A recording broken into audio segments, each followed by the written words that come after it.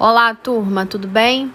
Na nossa aula de hoje eu vou fazer com vocês os exercícios da unidade 3, onde nós estamos trabalhando as unidades de conservação. Então vamos lá.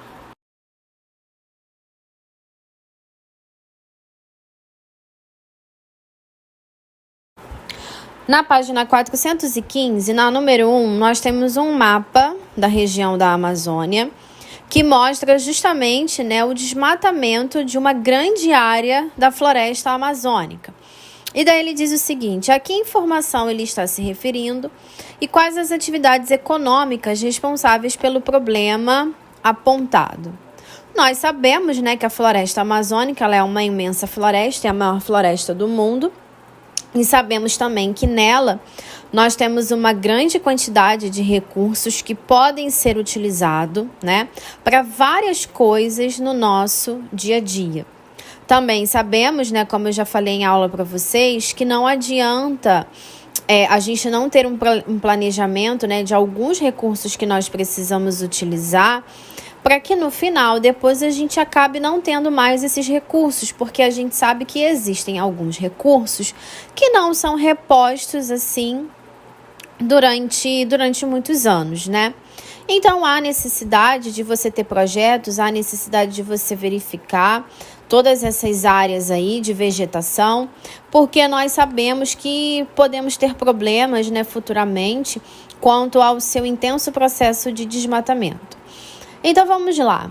O mapa, ele se refere a um arco de desmatamento, concentrado desde a parte sul e leste da floresta amazônica, Ele mostra aí uma rota, todo um caminho de desmatamento que está sendo feito na floresta amazônica. Além disso, nós temos como os principais responsáveis por esse problema, nós temos a questão da agricultura e da pecuária, que também é muito utilizada, nessa região. Agora nós vamos para a número 2. Depois de observar e analisar a charge, julgue os itens a seguir como verdadeiros ou falso, Daí nós também temos uma imagem da floresta amazônica, onde nós temos ela aí intensamente, uma parte dela, desmatada, vocês podem ver aí. Nós temos toquinhos de árvores, justamente para mostrar que uma área dela já está sendo bem desmatado. E aí na letra A ele diz o seguinte: o desmatamento da Amazônia provoca diminuição da fertilidade dos solos, comprometendo a potencialidade agrícola? Sim, verdadeiro. Na letra B, a exploração madeireira feita clandestinamente, na maioria das vezes, é realizada com conivência de políticos insensíveis aos problemas socioambientais? Sim, verdadeiro. Infelizmente, nós sabemos que isso acontece. E na letra C, a implantação de projetos agrominerais provoca desequilíbrios ambientais? Sim, verdadeiro também. Número 3, observe a imagem abaixo. Daí nós temos uma imagem, que mostra pra gente aí os tipos, de APPs, que são as áreas de preservação permanentes, e ele diz o seguinte: apoiado na análise da imagem e com base no que aprendemos nesta unidade, explique por que devemos proteger as APPs, A preservação dessas áreas, gente, ela é importante, pois são áreas que protegem tanto a fauna quanto a flora, protege também os recursos hídricos, a estabilidade geológica e a biodiversidade, evitando, por exemplo, os deslizamentos de terra e os assoreamentos dos rios. Número 4. Conforme a lei do Sistema Nacional de Unidades e Conservação da Natureza, cite as atividades que podem ser praticadas nas unidades de proteção integral. As atividades permitidas em tais unidades são turismo ecológico, pesquisa científica, educação e interpretação ambiental, Lembrando que tudo isso aí são coisas que podem ser feitas nessas áreas, né? Desde que tenham a permissão, desde que tenham a licença para serem executadas, mas que não vão causar nenhum problema, nenhum desequilíbrio, né, ambiental para a natureza nessa determinada área.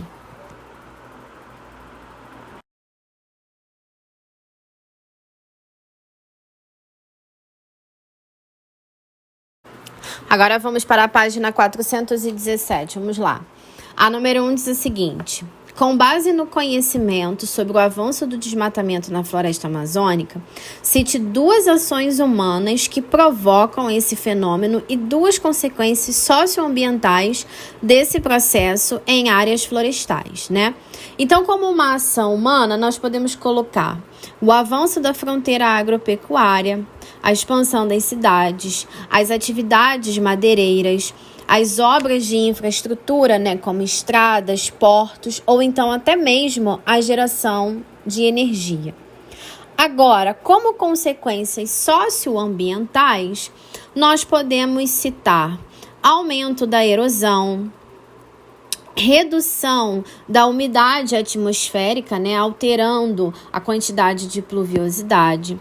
Nós também temos a diminuição da fertilidade do solo, o assoreamento dos cursos de água e a redução da biodiversidade. Número 2. Nós temos um trecho de uma reportagem, né, que fala sobre o desmatamento da Amazônia. E daí na pergunta ele diz o seguinte: a legislação ambiental é um importante instrumento para a preservação do meio ambiente.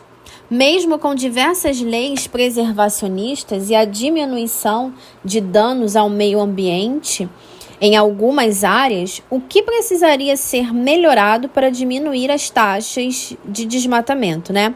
O que seria necessário para que esses desmatamentos viessem diminuir na floresta amazônica? Daí nós podemos dizer que poderíamos ter uma maior conscientização da população, né, para a preservação da floresta. Também temos um aumento da fiscalização e de punições mais rápidas e bem mais severas quanto ao dano causado ao meio ambiente, né? Nós sabemos que se as leis elas fossem mais rígidas, mais rigorosas, né, e se elas fossem colocadas em prática com muito mais facilidade, né, com muito mais intensidade, nós teríamos aí um menor impacto ambiental nessas áreas de preservação, né, na natureza como um todo. Número 3. Com as mudanças do Código Florestal em 2012, caracterize a função das APPs. A função das APPs, gente, é preservar os recursos hídricos, a paisagem, a estabilidade geológica, a biodiversidade e o fluxo gênico, tanto da fauna e da flora, além também de proteger o solo e assegurar o bem-estar das populações humanas.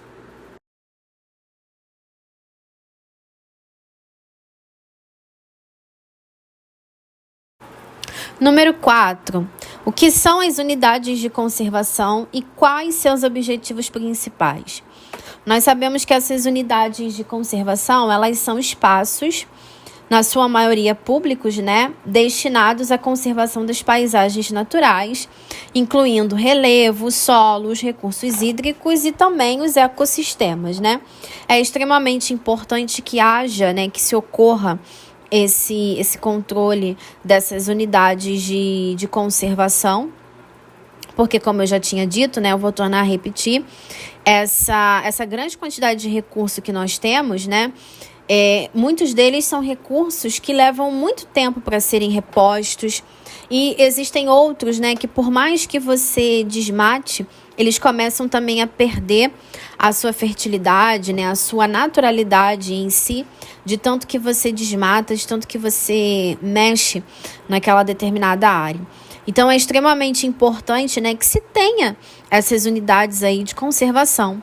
Até porque à medida que a gente vai desmatando, né, à medida que a gente vai usando, às vezes a gente não tem nem assim tanta noção do impacto que causamos, né, naquele momento. E só vamos ver depois, né? Mas vamos lá, continuando aqui na resposta.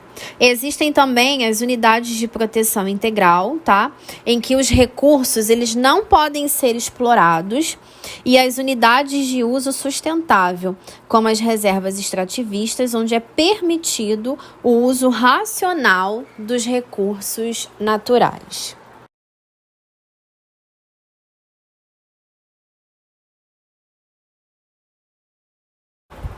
Na página 418, nós temos esses 3 quadrinhos aí para serem completados, né, falando sobre as unidades de conservação. Então, nos espaços em branco, né, vocês vão ler direitinho, nos espaços em branco vocês vão corresponder, né, vocês vão colocar aí a resposta referente a cada informação que está sendo tratada nesses três quadrinhos aí, abordando justamente sobre as unidades de conservação.